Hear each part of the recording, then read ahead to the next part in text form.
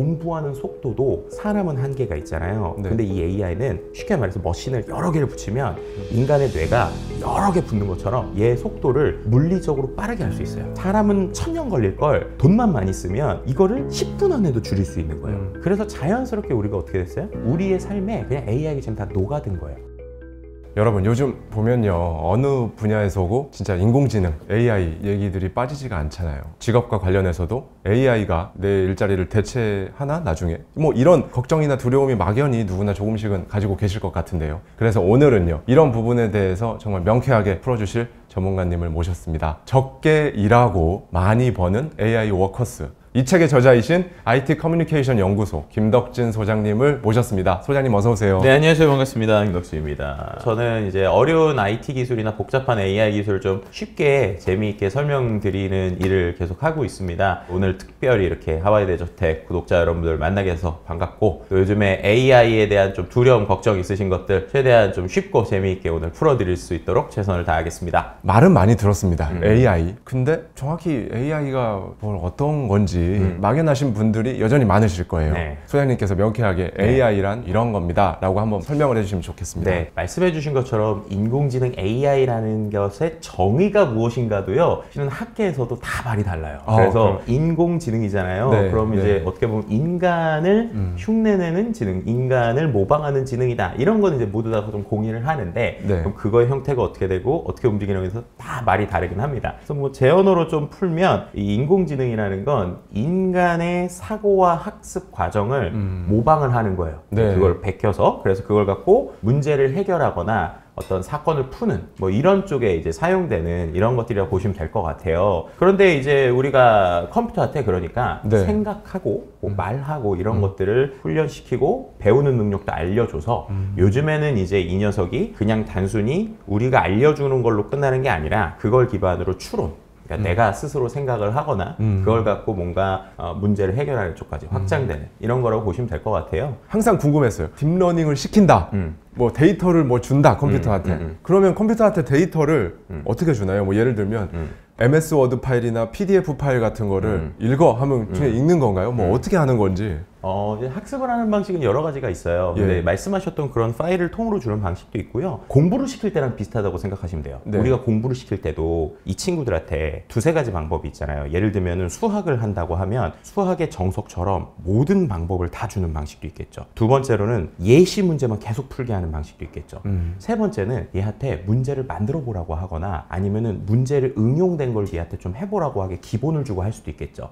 이런 방식들이 다 쓰입니다. 그런데 이제 이런 방식을 할 때 인간의 창의력이 언제 좋아지는지라는 걸 생각을 해보시면 그거랑 이 인공지능의 발전 원리랑 되게 비슷해요. 뭐냐면 우리가 생각을 해보면 수학을 풀 때 점수를 제일 빨리 올릴 수 있는 방법은 뭘 것 같으세요? 수능이라는 걸 제일 빨리 풀 수 있는 방법. 기출 문제를 푸는 거 아닌가요? 그렇죠. 예제 문제를 푸는 거죠. 내가 원리를 몰라도 그냥 일단은 문제를 풀면 대충 비슷한 게 나오잖아요. 이게 제일 기본적인 지도학습이라는 거예요. 그래서 얘한테 문제랑 정답을 다 주고 비슷하게 풀어보라고 하는 거예요. 근데 우리가 정말로 수학을 제대로 하거나 창의적이다 라고 하면은 내가 만약에 그렇게 하면 이 사람 수학과를 가지 못하겠죠. 그냥 문제를 푸는 수준이니까. 근데 내가 진짜 알려면 수학에 대한 여러 가지 원리도 알아야 되고 내용도 알아야 되고 구조도 알아야 되니까 얘한테는 문제에 대한 답을 주는 게 아니라 관련돼서 이것에 대한 여러 가지 내용을 확장시킬 수 있게 하겠죠. 이런 방식들로 이제 확장이 되는 거예요. 근데 그렇게 하려면 사람이 머리가 엄청 좋아야 되고 사람도 되게 처리할 수 있는 능력이 많아야 되잖아요. 근데 인간은 뇌가 제한적이잖아요. 우리의 뇌가 뭐 여러 개를 붙일 수도 있는 게 아니니까. 근데 컴퓨터는 이제 강점이 여기 있는 거죠. 뭐냐면 우리가 요즘에 뭐 클라우드 이런 얘기 많이 들어보셨죠?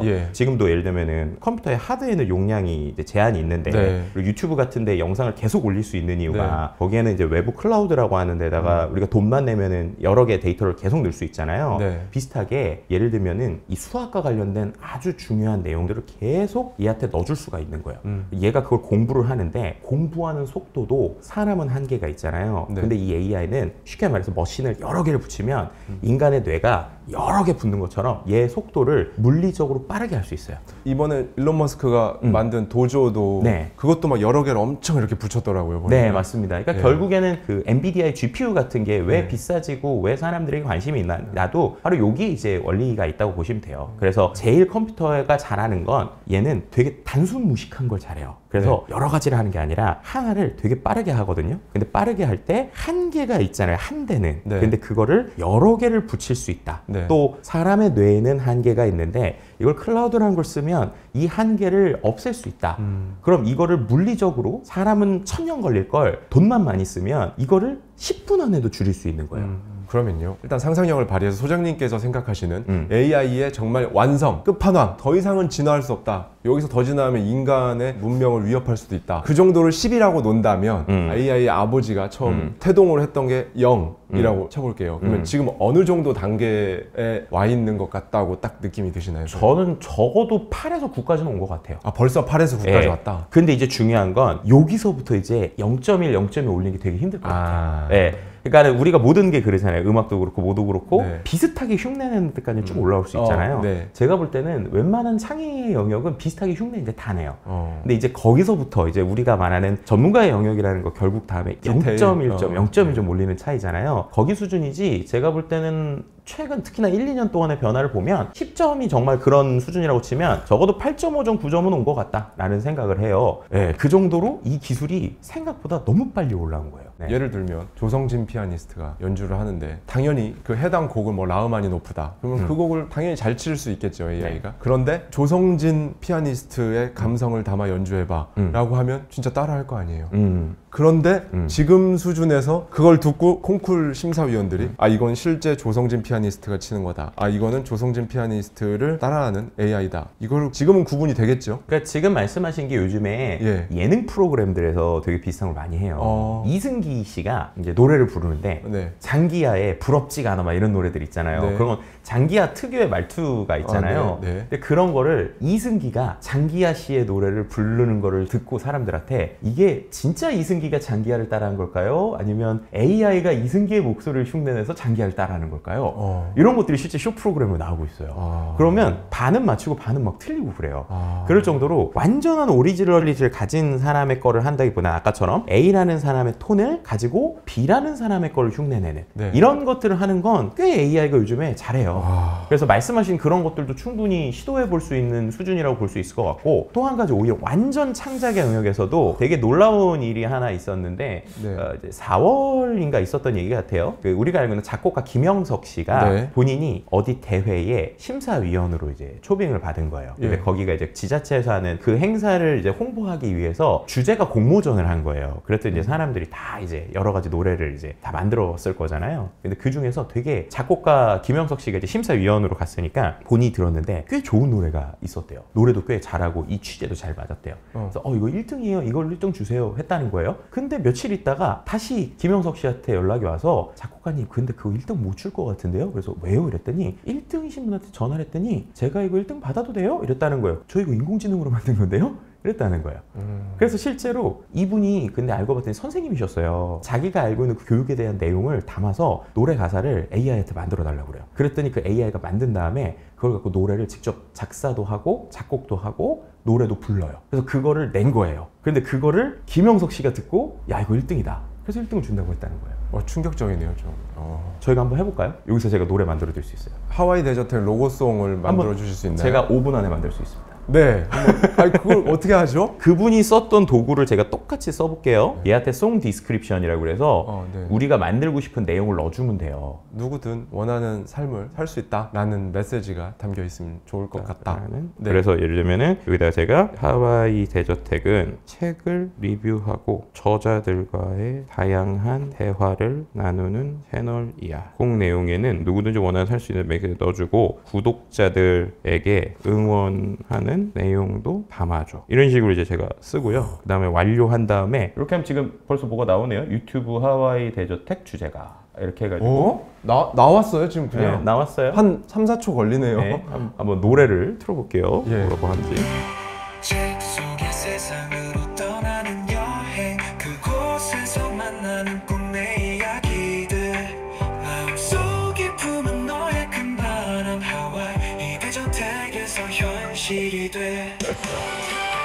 여기까지 듣도록 하겠습니다. 네, 더 듣고 싶으면 저작권이 저에게 있으니까 저한테 연락 주시면 되고요. 와, 네, 이러면은 이제 이걸 생성한 사람에게 저작권은 있는 거군요. AI. 네, 지금은 이제 생성형 AI 관련 또 저작권 얘기를 좀 드려야 될 것 같은데, 지금은 아직까지는 법들이 명확하게 정리가 돼 있지 않아요. 그래서 대부분은 거의 다 이 생성형 AI가 만드는 결과물이 무저작권입니다. 그러니까 저작권 자체가 없어요. 그래서 이제 그거 갖고도 여러 가지 법적인 이슈들이 있었는데, 한 가지 어떤 이슈가 있었냐면, 이렇게 AI한테 그림 그려달라면 또 그림도 막 잘 그려주거든요. 네. 그래서 어떤 사람이 그 그림을 갖고 그림책을 냈어요. 근데 이제 미국에서 있던 판례인데, 그림책을 냈더니 어떤 사람이 그럼 이거 어차피 무저작권이니까 똑같이 내야지 이래가지고 똑같이 냈어요. 그랬더니 이제 소송이 걸린 거예요. 네. 근데 이제 결론적으로 그 판결이 어떻게 났냐면, 그림 자체는 무저작권일 수 있지만 이 그림을 갖고 구성을 하고 기획을 하고 레이아웃을 잡은 건 인간의 역할이기 때문에 거기선 저작권을 인정을 해준 거예요. 그래서 그걸 못 뺏기게 한 거예요. 그래서 지금 생성형 AI와 관련된 저작권을 그냥 쉽게 설명드리면, 인간의 땀이 들어간 것들은 그 사람에게 좀 저작권을 주는 경향이 있습니다.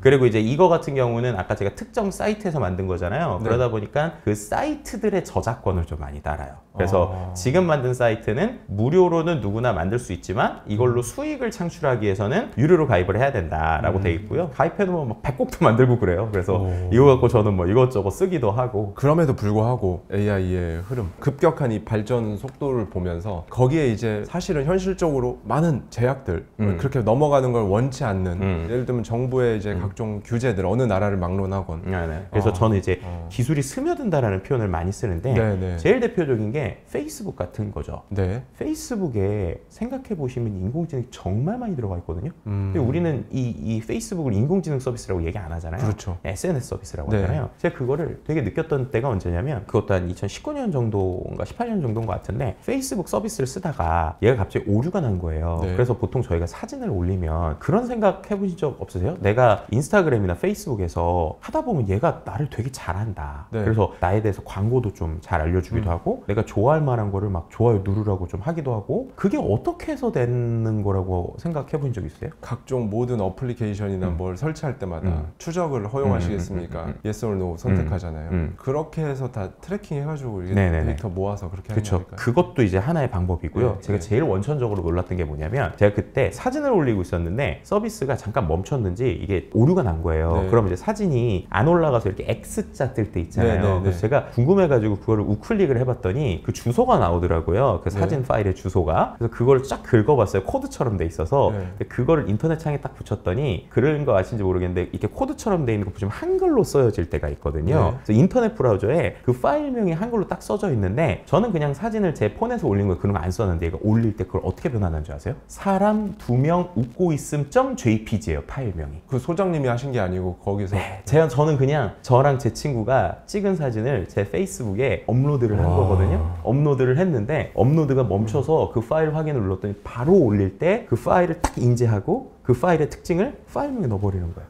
그래서 사람 2명 웃고 있으면 JPG, 아니면 강아지 웃고 있으면, 그러면 생각해 보시면 내 사진 100장의 파일명만 딱 봐도 이 사람이 어떤 사진을 올리는 사람이고 어떤 성향을 가지고 있고 어떤 걸 하는지 다 볼 수 있겠죠. 그럼 그걸 기반으로 광고를 붙이는 거예요. 그러니까 그런 게 다 AI거든요. 근데 우리한테 AI 한다는 얘기 안 해요. 그리고 중국의 틱톡 AI 머신입니다. 그냥 처음부터 끝까지 AI로 다 돼 있어요. 심지어 우리가 몇 초에 넘기느냐, 어디까지 보느냐, 어떻게 체크하느냐 다 트래킹해요. 그걸 갖고 그렇게 광고를 만드니까 어떻게 해요? 이걸 갖고 또 사람들에게 지금 이런 영상이 뜨고 있어요. 또 다 그 영상에 대한 책정을 하고 이런 원리들이 거의 다 들어가 있는 거예요. 근데 이런 것들을 알리지 않기 시작을 했던 거예요. 왜냐하면 알리면 사람들이 부담을 느끼고 싫어하니까. 그래서 자연스럽게 우리가 어떻게 됐어요? 우리의 삶에 그냥 AI가 지금 다 녹아든 거예요. 그래서 생각해 보시면 지금 우리가 이걸 얘기한다고 갑자기 인스타그램이 야 그럼 우리 서비스 종료할 거야 이러면 안 되잖아요. 그런 거죠. 이제 그러니까 이제 그런 상황에서 규제에 대한 이야기를 하면 거기에서 이제 서비스 회사들이 이제 그걸 갖고 들고 일어나는 거예요. 예를 들면 제일 대표적으로 우리가 유튜브를 볼 때 유튜브에 사람들이 그런 얘기 많이 하잖아요. 불법 영상 많이 올라온다. 이상한 왜 알고리즘 책정을 안 하느냐. 예를 들면 딥페이크 요즘에 이슈가 많이 됐죠. 그런데 생각을 해보시면 만약에 지금 유튜브에 강력한 딥페이크 알고리즘이 들어가서 사람들이 모든 영상을 올 때 다 체크를 해서 사회를 좋게 하겠다라고 생각해 보세요. 그러면 이 채널에도 직접 영향을 합니다. 왜 그런 줄 아세요? 그렇게 되려면 유튜브에 영상을 올리는 속도 자체가 늦어질 수 있어요. 네. 두 번째로는 알고리즘이 학습하는 타이밍 동안에 나는 잘 올린 영상인데 이유 없이 삭제될 수도 있어요. 그런 학습 과정이 있거든요. 네네. 그리고 모든 법적인 가이드라인이 들어가야 돼서 그것 때문에 우리가 자칫 잘못하면 하지도 않았는데 노란 딱지를 받거나 해명을 해야 될 수도 있어요.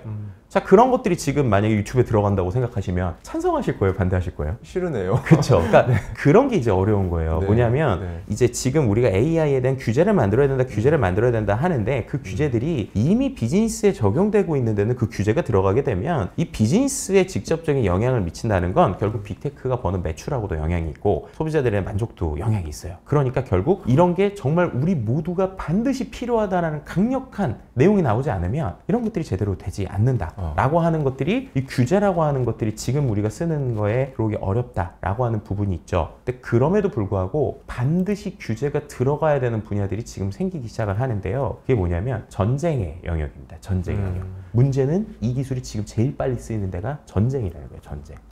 그래서 우리가 알고 있는 이스라엘, 팔레스타인 전쟁 있잖아요. 네, 네. 실제 이스라엘이 이 AI 쪽 관련돼서 정말 최첨단 기술 다 가지고 있는 데거든요. 네, 그렇다고 들었습니다. 그죠. 네. 근데 거기에서 이걸 전쟁에 어떻게 쓰고 있냐면 듣기만 해도 참 충격적인 일들인데 예를 들면 여기서 하는 시스템이 있어요. 그 시스템이 팔레스타인이 지금 이스라엘 안쪽에 있잖아요. 네, 근데 네. 거기 들어갈 때 나올 때 다 CCTV가 있어요. 그래서 네. 이 사람들의 안면 인식을 다 해요. 네. 그래서 외국인들은 데이터를 수집 안 하는데 그 팔레스타인 사람들은 실제로 데이터 수집을 해요. 그리고 중간중간에 CCTV가 다 있어요. 그럼 어떻게 하냐면 이 데이터를 기반으로 해서 이 사람이 테러리스트일 확률을 AI가 계산을 해요. 그러니까 이 사람이 진짜인지 아닌지 몰라도 그거 말고도 테러리스트의 특징들을 알겠죠. 네, 그리고 네. 이제 이 사람들이 돌아다니는 CCTV가 다 있고 계속 이제 어떻게 보면 이스라엘은 거의 팔레스타인 지역을 모니터링 하니까 거기가 가자지구잖아요. 그렇죠. 가자지구 지역을 모니터링 하니까 네. 그 지역에서 이 사람은 테러리스트일 확률들을 AI가 다 계산을 해놓는 거예요. 네. 그 다음에 어떻게 하냐면 라벤더라는 이제 프로그램이 그런 걸 하는데 그걸 갖고 그럼 이번에 몇 명을 공격해야겠다라고 하잖아요. 그럼 그 AI가 판단을 해요.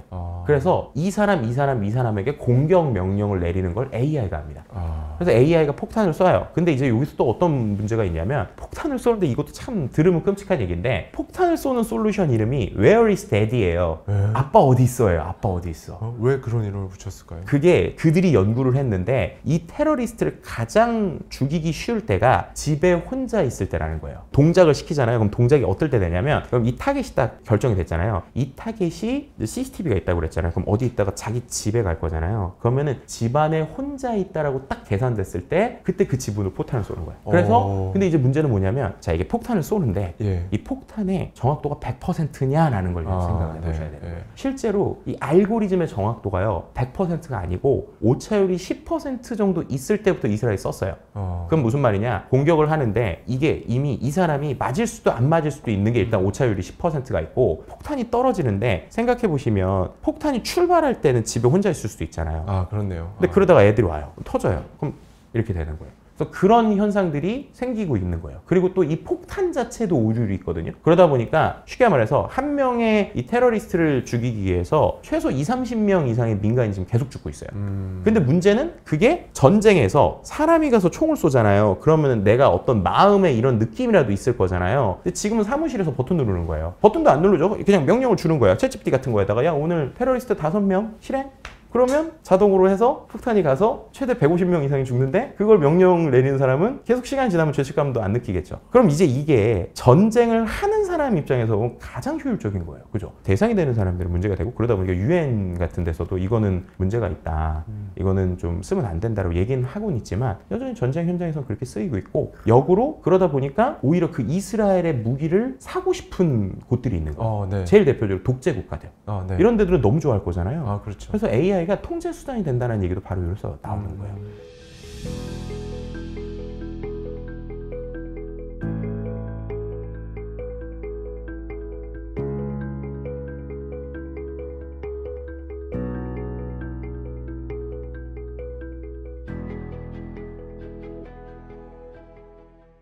공부하는 속도도 사람은 한계가 있잖아요. 근데 이 AI는 쉽게 말해서 머신을 여러 개를 붙이면 인간의 뇌가 여러 개 붙는 것처럼 얘 속도를 물리적으로 빠르게 할 수 있어요. 사람은 1000년 걸릴 걸 돈만 많이 쓰면 이거를 10분 안에도 줄일 수 있는 거예요. 그래서 자연스럽게 우리가 어떻게 됐어요? 우리의 삶에 그냥 AI가 지금 다 녹아든 거예요.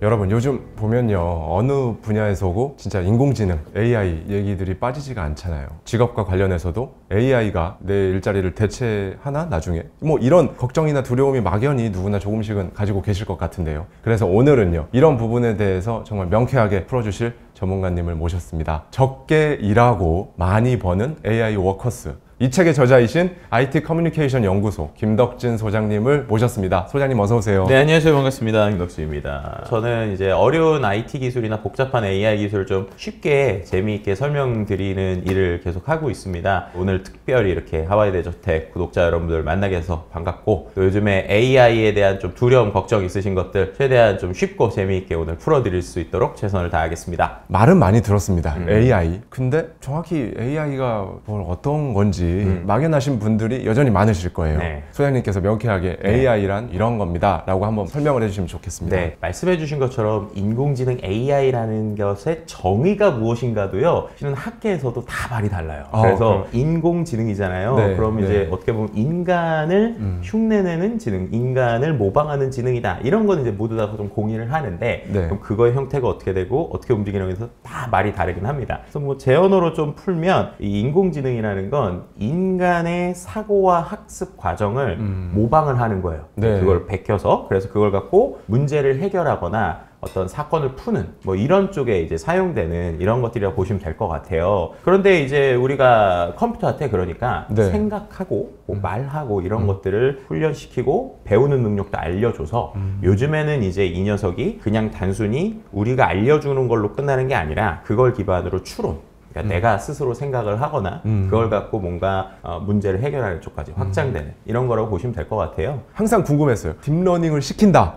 뭐 데이터를 뭐 준다 컴퓨터한테. 그러면 컴퓨터한테 데이터를 어떻게 주나요? 뭐 예를 들면 MS 워드 파일이나 PDF 파일 같은 거를 읽어 하면 그냥 읽는 건가요? 뭐 어떻게 하는 건지.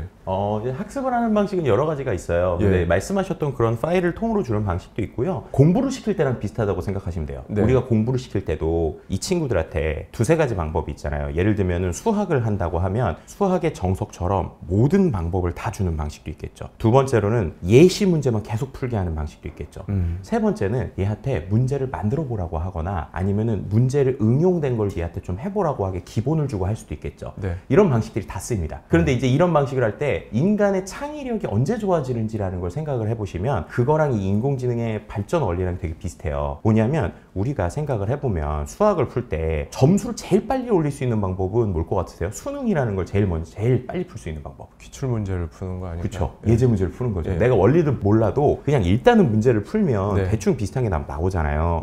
이게 제일 기본적인 지도학습이라는 거예요. 그래서 얘한테 문제랑 정답을 다 주고 비슷하게 풀어보라고 하는 거예요. 근데 우리가 정말로 수학을 제대로 하거나 창의적이다 라고 하면은 내가 만약에 그렇게 하면 이 사람 수학과를 가지 못하겠죠. 그냥 문제를 푸는 수준이니까. 근데 내가 진짜 알려면 수학에 대한 여러 가지 원리도 알아야 되고 내용도 알아야 되고 구조도 알아야 되니까 얘한테는 문제에 대한 답을 주는 게 아니라 관련돼서 이것에 대한 여러 가지 내용을 확장시킬 수 있게 하겠죠. 이런 방식들로 이제 확장이 되는 거예요. 근데 그렇게 하려면 사람이 머리가 엄청 좋아야 되고 사람도 되게 처리할 수 있는 능력이 많아야 되잖아요. 근데 인간은 뇌가 제한적이잖아요. 우리의 뇌가 뭐 여러 개를 붙일 수도 있는 게 아니니까. 근데 컴퓨터는 이제 강점이 여기 있는 거죠. 뭐냐면 우리가 요즘에 뭐 클라우드 이런 얘기 많이 들어보셨죠.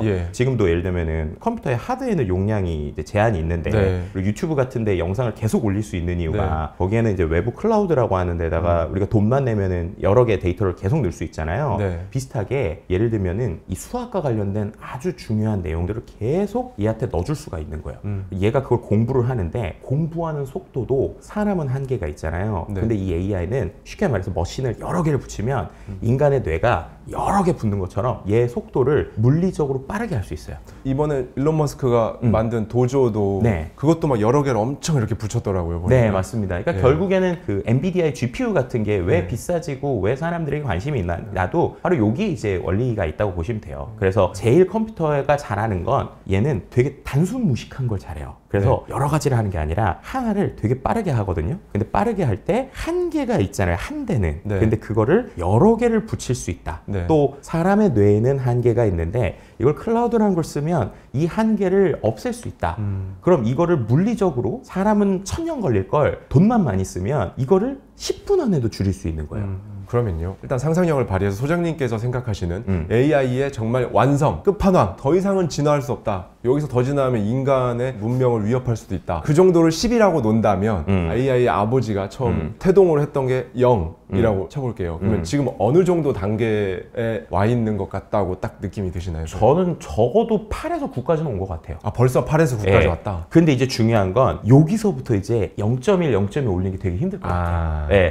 그러니까 우리가 모든 게 그러잖아요. 음악도 그렇고 뭐도 그렇고 비슷하게 흉내내는 데까지 쭉 올라올 수 있잖아요. 제가 볼 때는 웬만한 창의의 영역은 비슷하게 흉내 이제 다 내요.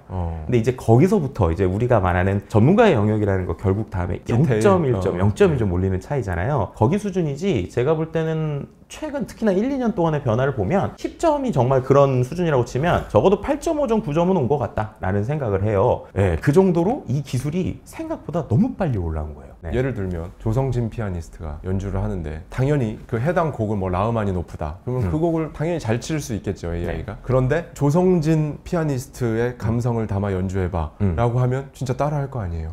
그런데 지금 수준에서 그걸 듣고 콩쿨 심사위원들이 아, 이건 실제 조성진 피아니스트가 치는 거다, 아, 이거는 조성진 피아니스트를 따라하는 AI다, 이걸 지금은 구분이 되겠죠. 그러니까 지금 말씀하신 게 요즘에 예능 프로그램들에서 되게 비슷한 걸 많이 해요. 이승기 씨가 이제 노래를 부르는데 장기하의 부럽지가 않아 막 이런 노래들 있잖아요. 그런 건 장기하 특유의 말투가 있잖아요. 근데 그런 거를 이승기가 장기하 씨의 노래를 부르는 거를 듣고 사람들한테 이게 진짜 이승기가 장기하를 따라한 걸까요? 아니면 AI가 이승기의 목소리를 흉내내서 장기하를 따라하는 걸까요? 이런 것들이 실제 쇼 프로그램으로 나오고 있어요. 그러면 반은 맞추고 반은 막 틀리고 그래요. 그럴 정도로 완전한 오리지널리티를 가진 사람의 거를 한다기보다는 아까처럼 A라는 사람의 톤을 가지고 B라는 사람의 거를 흉내내는 이런 것들을 하는 건 꽤 AI가 요즘에 잘해요.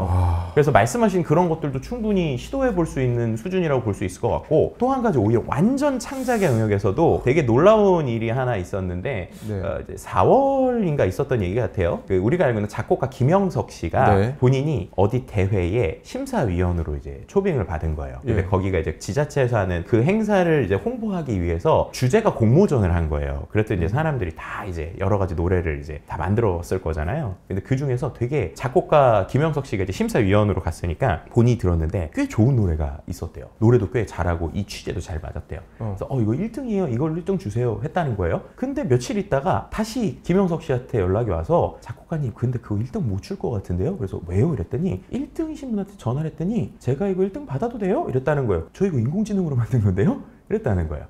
그래서 실제로 이분이 근데 알고 봤더니 선생님이셨어요. 자기가 알고 있는 그 교육에 대한 내용을 담아서 노래 가사를 AI한테 만들어 달라고 그래요. 그랬더니 그 AI가 만든 다음에 그걸 갖고 노래를 직접 작사도 하고 작곡도 하고 노래도 불러요. 그래서 그거를 낸 거예요. 그런데 그거를 김영석 씨가 듣고 야 이거 1등이다. 그래서 1등을 준다고 했다는 거예요. 충격적이네요, 좀. 저희가 한번 해볼까요? 여기서 제가 노래 만들어 줄 수 있어요. 하와이 데저트 로고송을 만들어 주실 수 있나요? 제가 5분 안에 만들 수 있습니다. 네. 아니, 그걸 어떻게 하죠? 그분이 썼던 도구를 제가 똑같이 써볼게요. 얘한테 송 디스크립션이라고 그래서 우리가 만들고 싶은 내용을 넣어주면 돼요. 누구든 원하는 삶을 살 수 있다 라는 메시지가 담겨 있으면 좋을 것 같다. 그래서 예를 들면은 여기다가 제가 하와이 데저텍은 책을 리뷰하고 저자들과의 다양한 대화를 나누는 채널이야. 꼭 내용에는 누구든지 원하는 살 수 있는 메시지를 넣어주고 구독자들에게 응원하는 내용도 담아줘. 이런 식으로 이제 제가 쓰고요. 그 다음에 완료한 다음에 이렇게 하면 지금 벌써 뭐가 나오네요. 유튜브 하와이 데저텍 주제가 이렇게 해가지고 나왔어요 지금 그냥? 네, 나왔어요. 한 3, 4초 걸리네요. 네, 한번 노래를 틀어볼게요. 뭐라고 하는지. 책 속의 세상으로 떠나는 여행, 그곳에서 만나는 꿈의 이야기들, 마음속에 품은 너의 큰 바람, 하와이 데저텍에서 현실이 돼. 여기까지 듣도록 하겠습니다. 네, 더 듣고 싶으면 저작권이 저에게 있으니까 저한테 연락 주시면 되고요. 와, 네, 이러면은 이제 이걸 생성해낸 생성한 사람에게 저작권은 있는 거군요. AI. 네, 지금은 이제 생성형 AI 관련 또 저작권 얘기를 좀 드려야 될 것 같은데 지금은 아직까지는 법들이 명확하게 정리화돼 있지 않아요. 그래서 대부분은 거의 다 이 생성형 AI가 만드는 결과물이 무저작권입니다. 그러니까 저작권 자체가 없어요. 그래서 이제 그거 갖고도 여러 가지 법적인 이슈들이 있었는데 하는데 한 가지 어떤 이슈가 있었냐면 이렇게 AI한테 그림 그려달라면 또 그림도 막 잘 그려고 주거든요. 그래서 어떤 사람이 그 그림을 갖고 그림책을 냈어요. 근데 이제 미국에서 있던 판례인데 그림책을 냈더니 어떤 사람이 그럼 이거 어차피 무저작거니까 똑같이 내야지 이래가지고 똑같이 냈어요. 그랬더니 이제 소송이 걸린 거예요. 근데 이제 결론적으로 그 판결이 어떻게 났냐면 그림 자체는 무저작권일 수 있지만 이 그림을 갖고 구성을 하고 기획을 하고 레이아웃을 잡은 건 인간의 역할이기 때문에 거기선 저작권을 인정을 해준 거예요. 그래서 그걸 못 뺏기게 한 거예요. 그래서 지금 생성형 AI와 관련된 저작권을 그냥 쉽게 설명드리면 인간의 땀이 들어가는 것들은 그 사람에게 좀 저작권을 주는 경향이 있습니다. 그리고 이제 이거 같은 경우는 아까 제가 특정 사이트에서 만든 거잖아요. 그러다 보니까 그 사이트들의 저작권을 좀 많이 따라요. 그래서 지금 만든 사이트는 무료로는 누구나 만들 수 있지만 이걸로 수익을 창출하기 위해서는 유료로 가입을 해야 된다라고 돼 있고요. 가입해놓으면 막 100곡도 만들고 그래요. 그래서 이거 갖고 저는 뭐 이것저것 쓰기도 하고. 그럼에도 불구하고 AI의 흐름, 급격한 이 발전 속도를 보면서 거기에 이제 사실은 현실적으로 많은 제약들, 그렇게 넘어가는 걸 원치 않는, 예를 들면 정부의 이제 각종 규제들, 어느 나라를 막론하건. 그래서 저는 이제 기술이 스며든다라는 표현을 많이 쓰는데 제일 대표적인 게 페이스북 같은 거죠. 페이스북에 생각해 보시면 인공지능이 정말 많이 들어가 있거든요. 근데 우리는 이 페이스북을 인공지능 서비스라고 얘기 안 하잖아요. 그렇죠. SNS 서비스라고 하잖아요. 제가 그거를 되게 느꼈던 때가 언제냐면 그것도 한 2019년 정도인가 18년 정도인 것 같은데 페이스북 서비스를 쓰다가 얘가 갑자기 오류가 난 거예요. 그래서 보통 저희가 사진을 올리면 그런 생각 해보신 적 없으세요? 내가 인스타그램이나 페이스북에서 하다 보면 얘가 나를 되게 잘한다. 그래서 나에 대해서 광고도 좀 잘 알려주기도 하고 내가 좋아할 만한 거를 막 좋아요 누르라고 좀 하기도 하고 그게 어떻게 해서 되는 거라고 생각해 본 적 있어요? 각종 모든 어플리케이션이나 뭘 설치할 때마다 추적을 허용하시겠습니까? Yes or No 선택하잖아요. 그렇게 해서 다 트래킹 해가지고 데이터 모아서 그렇게 하는 거니까. 그것도 이제 하나의 방법이고요. 제가 제일 원천적으로 놀랐던 게 뭐냐면 제가 그때 사진을 올리고 있었는데 서비스가 잠깐 멈췄는지 이게 오류가 난 거예요. 그럼 이제 사진이 안 올라가서 이렇게 X자 뜰 때 있잖아요. 그래서 제가 궁금해가지고 그거를 우클릭을 해봤더니 그 주소가 나오더라고요. 그 사진 파일의 주소가. 그래서 그걸 쫙 긁어봤어요. 코드처럼 돼 있어서. 근데 그거를 인터넷 창에 딱 붙였더니 그런 거 아시는지 모르겠는데 이렇게 코드처럼 돼 있는 거 보시면 한글로 써여질 때가 있거든요. 그래서 인터넷 브라우저에 그 파일명이 한글로 딱 써져 있는데 저는 그냥 사진을 제 폰에서 올린 거 그런 거 안 썼는데 얘가 올릴 때 그걸 어떻게 변환하는 줄 아세요? 사람 2명 웃고 있음 .jpg예요. 파일명이. 그 소장님이 하신 게 아니고 거기서 저는 그냥 저랑 제 친구가 찍은 사진을 제 페이스북에 업로드를 한 거거든요. 업로드를 했는데 업로드가 멈춰서 그 파일 확인을 눌렀더니 바로 올릴 때 그 파일을 딱 인지하고 그 파일의 특징을 파일명에 넣어버리는 거예요. 그래서 사람 2명 웃고 있으면 JPG 아니면 강아지 웃고 있으면 그러면 생각해 보시면 내 사진 100장의 파일명만 딱 봐도 이 사람이 어떤 사진을 올리는 사람이고 어떤 성향을 가지고 있고 어떤 걸 하는지 다 볼 수 있겠죠. 그럼 그걸 기반으로 광고를 붙이는 거예요. 그러니까 그런 게 다 AI거든요. 근데 우리한테 AI 한다는 얘기 안 해요. 그리고 중국의 틱톡 AI 머신입니다. 그냥 처음부터 끝까지 AI로 다 돼 있어요. 심지어 우리가 몇 초에 넘기느냐, 어디까지 보느냐, 어떻게 체크하느냐 다 트래킹해요. 그걸 갖고 그렇게 광고를 만드니까 어떻게 해요? 이걸 갖고 또 사람들에게 지금 이런 영상이 뜨고 있어요. 다 그 영상에 대한 책정을 하고 이런 원리들이 거의 다 들어가 있는 거예요. 근데 이런 것들을 알리지 않기 시작을 했던 거예요. 왜냐하면 알리면 사람들이 부담을 느끼고 싫어하니까. 그래서 자연스럽게 우리가 어떻게 됐어요? 우리의 삶에 그냥 AI가 지금 다 녹아든 거예요. 그래서 생각해 보시면 지금 우리가 이걸 얘기한다고 갑자기 인스타그램이 야 그러면 우리 서비스 종료할 거야 이러면 안 되잖아요. 그런 거죠. 그러니까 이제 그런 상황에서 규제에 대한 이야기를 하면 거기에서 이제 서비스 회사들이 이제 그걸 갖고 들고 일어나는 거예요. 예를 들면 제일 대표적으로 우리가 유튜브를 볼 때 유튜브에 사람들이 그런 얘기 많이 하잖아요. 불법 영상 많이 올라온다. 이상한 거 왜 알고리즘 책정을 안 하느냐. 예를 들면 딥페이크 요즘에 이슈가 많이 됐죠. 그런데 생각을 해보시면 만약에 지금 유튜브에 강력한 딥페이크 알고리즘이 들어가서 사람들이 모든 영상을 올 때 다 체크를 해서 사회를 좋게 하겠다라고 생각해 보세요. 그러면 이 채널에도 직접 영향이 갑니다. 왜 가는 줄 아세요? 그렇게 되려면 유튜브에 영상을 올리는 속도 자체가 늦어질 수 있어요. 두 번째로는 알고리즘을 학습하는 타이밍 동안에 나는 잘 올린 영상인데 이유 없이 삭제될 수도 있어요. 그런 학습 과정이 있거든요. 그리고 모든 법적인 가이드라인이 들어가야 돼서 그것 때문에 우리가 자칫 잘못하면 하지도 않았는데 노란 딱지를 받거나 해명을 해야 될 수도 있어요. 자, 그런 것들이 지금 만약에 유튜브에 들어간다고 생각하시면 찬성하실 거예요? 반대하실 거예요? 싫으네요. 그렇죠. 그러니까 그런 게 이제 어려운 거예요. 뭐냐면 이제 지금 우리가 AI에 대한 규제를 만들어야 된다 하는데 그 규제들이 이미 비즈니스에 적용되고 있는 데는 그 규제가 들어가게 되면 이 비즈니스에 직접적인 영향을 미친다는 건 결국 빅테크가 버는 매출하고도 영향이 있고 소비자들의 만족도 영향이 있어요. 그러니까 결국 이런 게 정말 우리 모두가 반드시 필요하다는 강력한 내용이 나오지 않으면 이런 것들이 제대로 되지 않는다라고 하는 것들이 이 규제라고 하는 것들이 지금 우리가 쓰는 거에 들어오기 어렵다라고 하는 부분이 있죠. 근데 그럼에도 불구하고 반드시 규제가 들어가야 되는 분야들이 지금 생기기 시작을 하는데요. 그게 뭐냐면 전쟁의 영역입니다. 전쟁의 영역. 문제는 이 기술이 지금 제일 빨리 쓰이는 데가 전쟁이라는 거예요. 전쟁. 그래서 우리가 알고 있는 이스라엘, 팔레스타인 전쟁이 있잖아요. 네. 실제 이스라엘이 이 AI 쪽 관련돼서 정말 최첨단 기술 다 가지고 있는 데거든요. 그렇다고 들었어요. 그죠. 근데 거기에서 이걸 전쟁에 어떻게 쓰고 있냐면 듣기만 해도 참 충격적인 일들인데 예를 들면 여기서 하는 시스템이 있어요. 그 시스템이 팔레스타인이 지금 이스라엘 안쪽에 있잖아요. 근데 거기 들어갈 때 나올 때 다 CCTV가 있어요. 그래서 이 사람들의 안면 인식을 다 해요. 그래서 외국인들은 데이터를 수집 안 하는데 그 팔레스타인 사람들은 실제로 데이터 수집을 해요. 그리고 중간중간에 CCTV가 다 있어요. 그럼 어떻게 하냐면 이 데이터를 기반으로 해서 이 사람이 테러리스트일 확률을 AI가 계산을 해요. 그러니까 이 사람이 진짜인지 아닌지 몰라도 그거 말고도 테러리스트의 특징들을 알겠죠. 그리고 이제 이 사람들이 돌아다니는 CCTV가 다 있고 계속 이제 어떻게 보면 이스라엘은 거의 팔레스타인 지역을 모니터링 하니까 가자지구잖아요. 그렇죠. 가자지구 지역을 모니터링 하니까 그 지역에서 이 사람은 테러리스트일 확률들을 AI가 다 계산을 해놓는 거예요.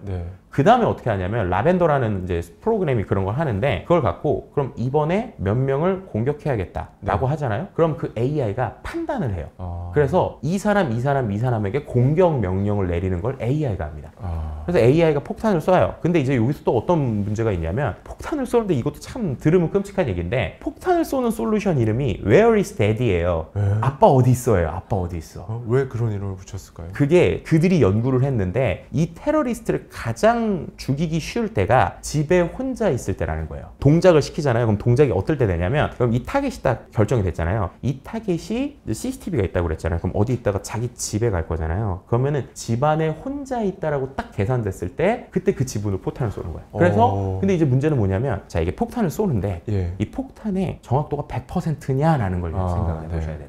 실제로 이 알고리즘의 정확도가요 100%가 아니고 오차율이 10% 정도 있을 때부터 이스라엘이 썼어요. 그럼 무슨 말이냐? 공격을 하는데 이게 이미 이 사람이 맞을 수도 안 맞을 수도 있는 게 일단 오차율이 10%가 있고 폭탄이 떨어지는데 생각해 보시면 폭탄이 출발할 때는 집에 혼자 있을 수도 있잖아요. 그렇네요. 근데 그러다가 애들이 와요. 터져요. 그럼 이렇게 되는 거예요. 그래서 그런 현상들이 생기고 있는 거예요. 그리고 또 이 폭탄 자체도 오류이 있거든요. 그러다 보니까 쉽게 말해서 한 명의 이 테러리스트를 죽이기 위해서 최소 20-30명 이상의 민간인이 지금 계속 죽고 있어요. 근데 문제는 그게 전쟁에서 사람이 가서 총을 쏘잖아요. 그러면 내가 어떤 마음의 이런 느낌이라도 있을 거잖아요. 근데 지금은 사무실에서 버튼 누르는 거예요. 버튼도 안 누르죠. 그냥 명령을 주는 거예요. 챗GPT 같은 거에다가 야 오늘 테러리스트 5명 실행?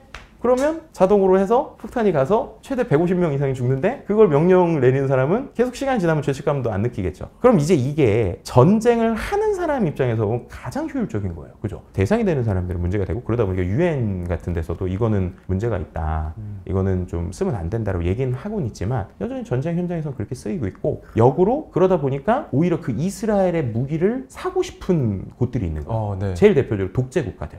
이런 데들은 너무 좋아할 거잖아요. 그렇죠. 그래서 AI가 통제 수단이 된다는 얘기도 바로 여기서 나오는 거예요.